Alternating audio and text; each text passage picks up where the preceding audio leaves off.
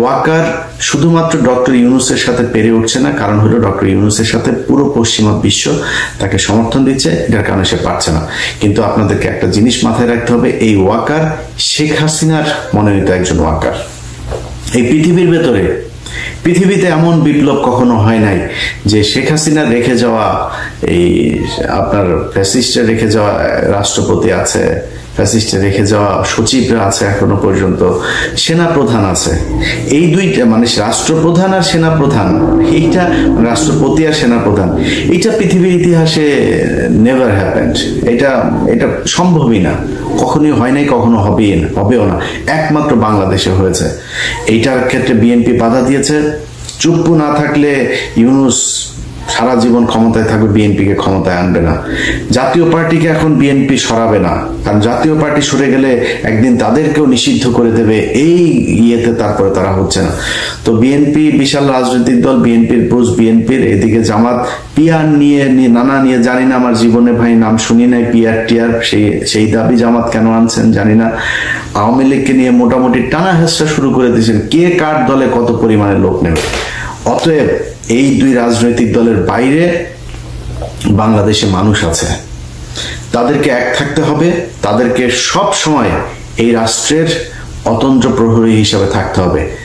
আপনারা দেখেন যে আওয়ামী লীগের লোকজন, তারা এখন তাদের যে কেবলা শরীফ, এই যে দিল্লিতে আছেন, দিল্লিতে বসে সারাদিন ফেন্সিডিল খান, মাঝে মধ্যে সোনাগাজীতে যান, গার্লফ্রেন্ড বউটো সব তো এখানে আছে। এখন তো ছাত্রদল যুবদলের ভাইয়েরা তাদেরকে গনিমতের মাল হিসাবে ভোগ করছেন।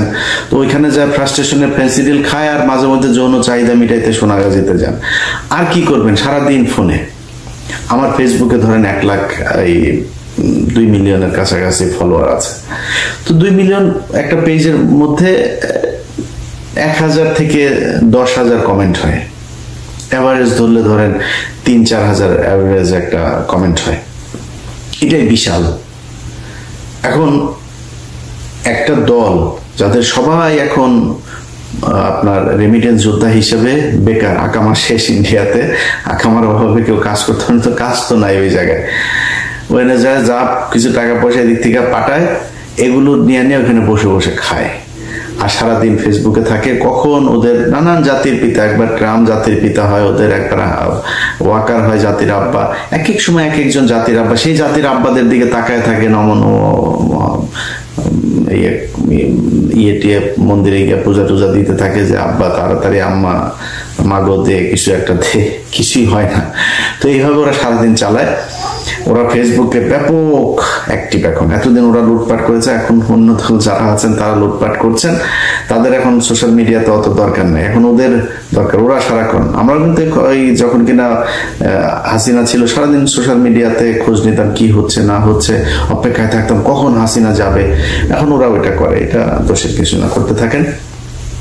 ওরা অনেক সময় বলে থাকে, কিরে একটু, এই যে আজকের ভিডিওতে অনেকে ওদের লোকজন এসে অনেক, কিরে ভয় পাইছিস?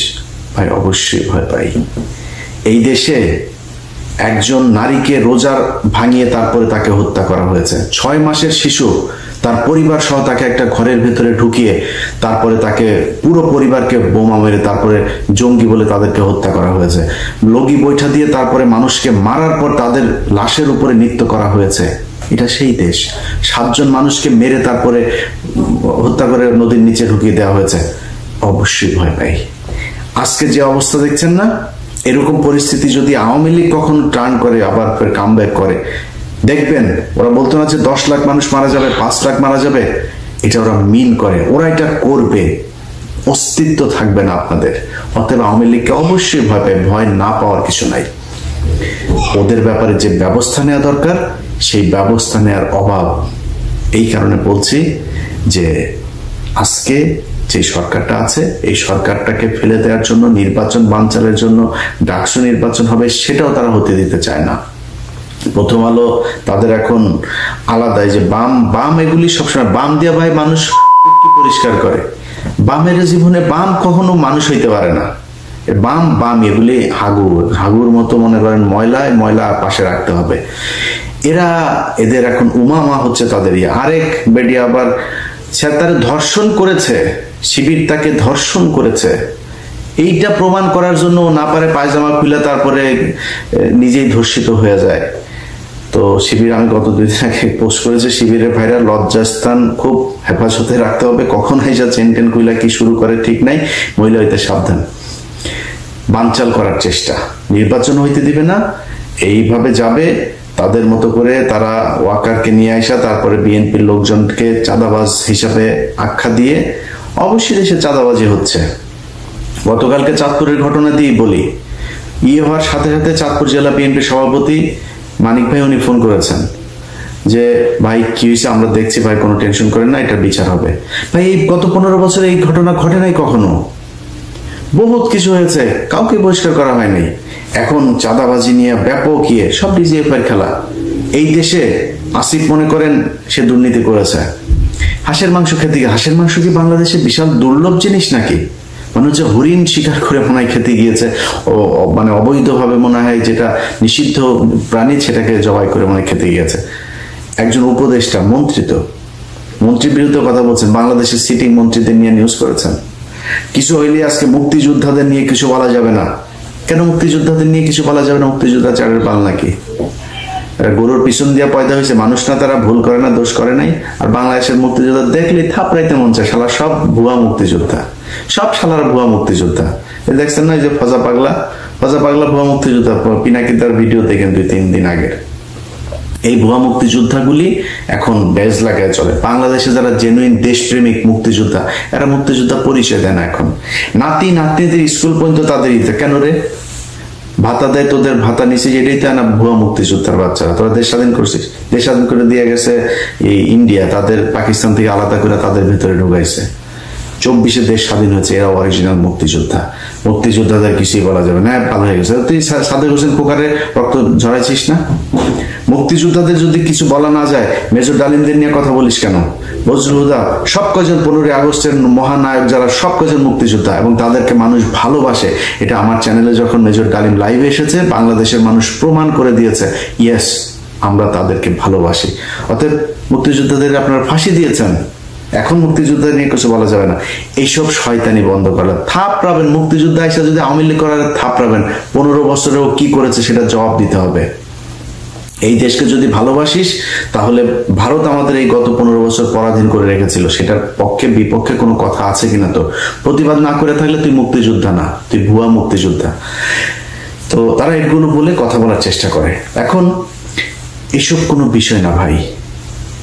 আমার কাছে যতটুকু তথ্য আছে, গোপালগঞ্জ থেকে বিভিন্ন জায়গা থেকে ঢাকাতে তারা আস্তে আস্তে জড়ো হচ্ছে। ওয়াকার তার এই শয়তানি করেই যাবে, নানানভাবে চেষ্টা করবে সরকারকে উৎখাতের জন্য চেষ্টা চালানোর।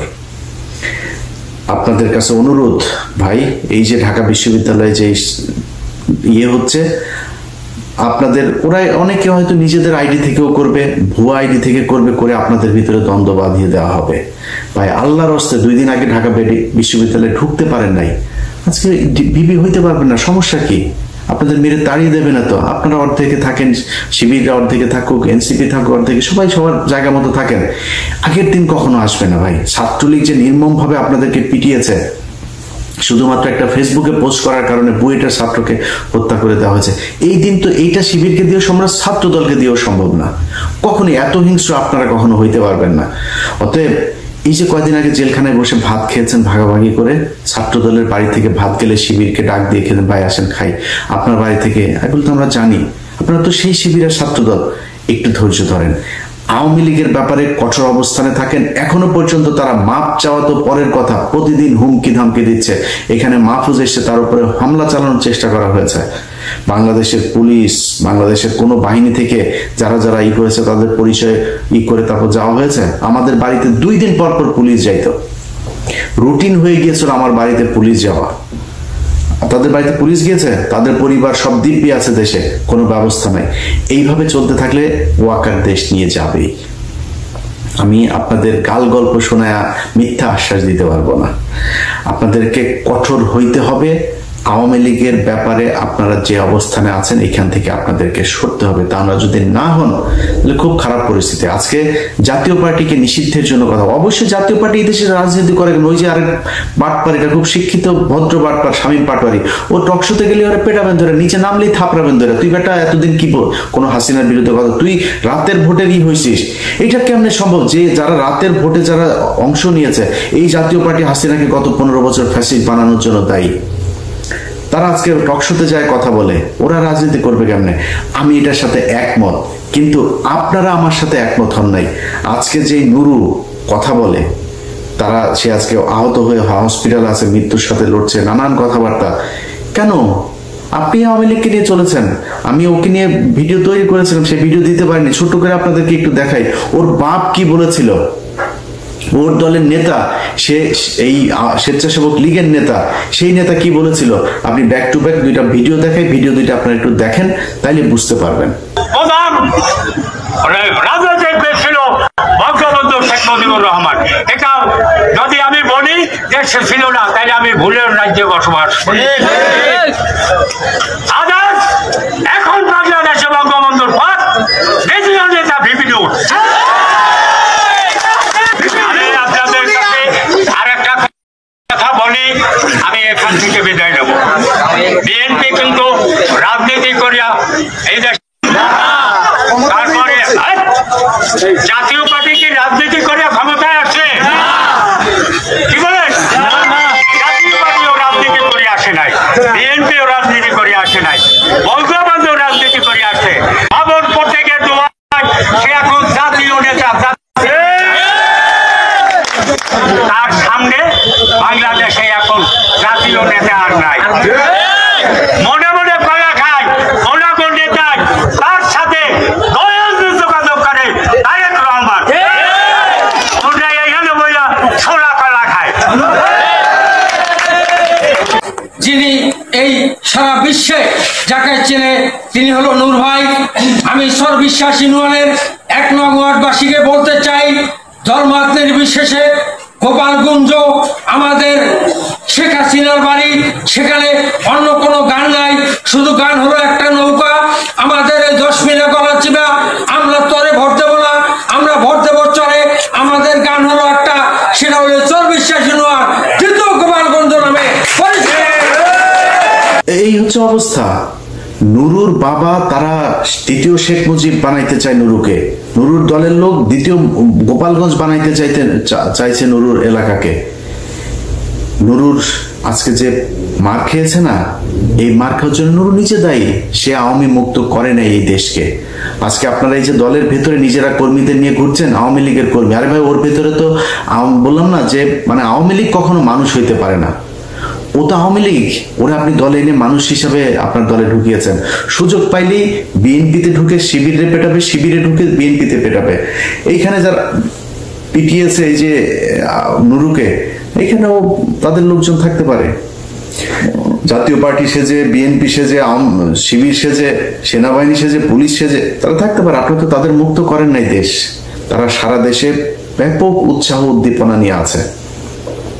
যে কারণে আপনাদেরকে বলবো ভাই, আল্লাহর ওয়াস্তে আওয়ামী লীগ মুক্ত করেন আগে। যদি না করেন, আজকে যারা মনে করছেন যে ইউনুস আমার করে, ভাই জামাত ইসলাম মনে করেন ক্ষমতায় আসবে, বিএনপি সবচেয়ে বেশি ভয় পাই তো, যে আর মনে হয় 10 বছর 15 বছর, ভাই ইউনুস কয়দিন থাকতো? আপনি ধাক্কা দিলে ইউনুস এই দেশে সারা জীবন ক্ষমতায় থাকবে। ইউনুস যাওয়ার পরে প্রধান উপদেষ্টা হবে কে, এটা নিয়েই তো এই রেজনা মারামারি করে, চুলাচুলি করে না আদামরা হয়ে যাবে। এটা নিয়ে টেনশন করার কিছু নাই, ইউনুস সারা জীবন থাকবে না। জামাত আসবে ক্ষমতায়, জামাত আসলে কোনোদিন আওয়ামী লীগের মতো অবস্থা আপনাদেরকে করবে না। অতএব এই জায়গা থেকে বের হইতে হবে। আপনাদের যারা বিএনপি করেন তাদের মাথায় রাখতে হবে, এখনো পর্যন্ত আমি জানি না তারেক রহমান কেন এখনো লন্ডনে আছে, সেটা ওনারা বলতে পারবেন। এখন পর্যন্ত আপনার দলের যে প্রধান, সেই ব্যক্তি এখনো দেশে যাইতে পারে নাই। তাদের কাছে গোয়েন্দা তথ্য আছে তিনি নিরাপদ না। কেন নিরাপদ না? জামাতের কারণে নিরাপদ না, মানে এনসিপির কারণে নিরাপদ না, রয়ের কারণে নিরাপদ না। তাই যদি হয় তাহলে আপনি কিভাবে এখন আওয়ামী লীগের লোকজনকে এভাবে আপনার কোলে বসিয়ে রেখেছেন? সব জায়গায়, প্রতিটা জায়গায় তারা আওয়ামী লীগের লোকজনের এই বাংলাদেশে বসে তাদের ঘর ভাড়া পাঠায়, তাদের ঘর ভাড়া উঠায়া। এই নারায়ণগঞ্জের এক নেতা, সে শামীম ওসমানের গুলশানের ঘর ভাড়া পাঠায় তুলে, তারপরে এলাকায় যা যা প্রপার্টি আছে সেগুলো ব্যবসার টাকা এগুলো সে তুলে সে ভারতে পাঠায় তার কাছে, দুবাইতে পাঠায় তার পরিবারের কাছে, এগুলো করছে। এগুলো থেকে ভাই বের হইতে হবে। যদি বের না হন, আমি ইদানিং কিছু দেখছি বিএনপির কিছু বিশেষ স্বঘোষিত অ্যাক্টিভিস্ট, বিএনপির লোক, বিএনপির নাকি তারা পক্ষের সাংবাদিক অ্যাক্টিভিস্ট, এগুলো এর মধ্যে একজন শাহেদ আলম, তার ভিডিওটা একটু শোনেন, সে কি বলেছিল কিছুদিন আগে। আমি মাথা নিচু করে কুর্নিশ করে আমি স্বীকার করতে চাই, বাংলাদেশের রাজনীতিতে শেখ হাসিনা এক এবং অদ্বিতীয়। আমরা জানি একজন যিনি চেয়ারপারসন তিনি জেলে আছেন, ভারপ্রাপ্ত যিনি চেয়ারপারসন কিংবা উনি কি মহাসচিব নাকি লন্ডনে যিনি আছেন, তারেক রহমান 2008 সালের সেপ্টেম্বরে কোন একটা বিষয়ের দেন দরবারের পরে তিনি চিকিৎসার জন্য চলে যান এবং সেই থেকে লন্ডনে আছেন। এই শাহেদ এই বেশি না 2018 সালে নির্বাচনের পর যখন দেখেছে না রে বিএনপি তো আসবে না, রাতারাতি পল্টি যে তারেক রহমানকে এইভাবে অবজ্ঞা করে তারা এখন স্বঘোষিত বিএনপির লোক। ভাই আমি এত বিএনপিরও না জামাতেরও না, কিন্তু এই দুই দলের প্রতি আমার সমান শ্রদ্ধা, সম্মান, ভালোবাসা আছে। আপনাদের কাছে অনুরোধ ভাই, আপনারা দেশ চালান, আপনারা সরকারে আসেন, আপনারা বিরোধী আছেন, যে ভালো কাজ করবেন তারা মানুষ ভোট দিবে। ভোটটা স্বচ্ছ হইতে দেন।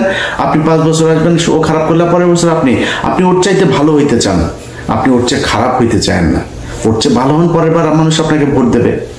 বিএনপি যদি খারাপ করে জামাতের ভোট দেবে, জামাত কিন্তু এইসব মিয়ার নানান ধরনের নিজেদের ভেতরে গ্যাঞ্জাম তৈরি করে। এবং ঢাকা বিশ্ববিদ্যালয়ের ডাকসু 2 জন দাঁড়িয়েছেন। ভাই অনুরোধ, গোয়েন্দা সংস্থা ব্যাপকভাবে খেলছে, বাংলাদেশের নতুন উদ্যমে কাজ শুরু করেছে। অনুরোধ আপনাদের কাছে, এই ফাঁদে পা দিয়েন না, দেশটাকে শান্ত থাকতে দেন, ঠান্ডা থাকতে দেন।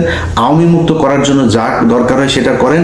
আওয়ামী মুক্ত করার জন্য যারা মাঠে আছে, এনসিপি, জুলাই অ্যালায়েন্স, তারপরে হচ্ছে গিয়ে আপ বাংলাদেশ, ইনকিলাব মঞ্চ, যারা আছে তাদেরকে মাঠে থাকতে দিতে হবে, তাদের কাজ করতে হবে।